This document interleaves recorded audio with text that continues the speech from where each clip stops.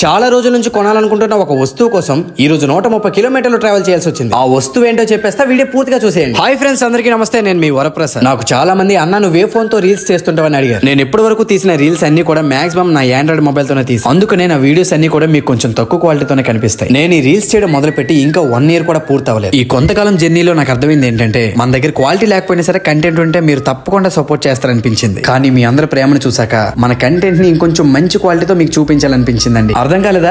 ఇప్పటి వరకు మన రీల్స్ అన్ని కూడా ఆండ్రాయిడ్ మొబైల్ తో తీసాం, ఇకపై నుంచి ఐఫోన్ తో తీయబోతున్నాం. ఇప్పటికైనా అర్థమైంది కదా నేను ఏ వస్తువు కొనడానికి వెళ్తున్నాను. మరి ఐఫోన్ కొనుక్కోవడానికి 130 కిలోమీటర్లు ఎందుకు ట్రావెల్ చేసేవరా అని మీరు అనుకోవచ్చు. రణస్థలంలో మా లక్కని మొబైల్ షాప్ ఉంది కదండి, అక్కడైతే అన్నయ్య నాకు మంచి ఆఫర్స్ ఇస్తారని వెళ్ళిపోయాం. అన్నట్టుగానే ఒక మంచి ప్రైస్ లో అన్నయ్య కూడా ఫోన్ ఇచ్చారండి. అక్కడ మొబైల్ తీసుకోగానే వెంటనే బయలుదేరి పైడి భీమవరం అయితే వెళ్ళిపోయామండి. ఎందుకు అనుకుంటున్నారా? మా డైరెక్టర్ ఫేమస్ బాయ్ ని కలడానికండి. అన్నయ్యతో సరదాగా మాట్లాడి ఈవినింగ్ వెళ్ళిపోదామని ప్లాన్ చేశానండి. కానీ నువ్వు ఎలా అయినా ఉండాలి బాస్, ఈ నైట్ స్టే చేయాలి బాస్ అని చెప్పి అన్నయ్య చాలా ఇబ్బంది పెట్టాడు. అందుకని ఆ రోజు నైట్ అక్కడే స్టే చేసి ఉదయాన్నే ట్రైన్ ఎక్కి వచ్చానండి మా ఊరికి. నేనేదో ఐఫోన్ షో చేయడానికో లేదా ఇంకా దేనికోసమో కొనలేదండి, మీకోసం ఒక మంచి క్వాలిటీ వీడియోస్ తీయడానికి మాత్రమే తీసుకున్నా, అది కూడా నా ఓన్ మనీతో. సో ఇక నుంచి కంటెంట్ విషయంలోనైనా క్వాలిటీ విషయంలోనైనా అస్సలు తర్వాత డైలాగ్ తెలుసు కదా. సరే ఉండనేది ఇప్పటికే చాలా లాగ్ అయిపోయింది.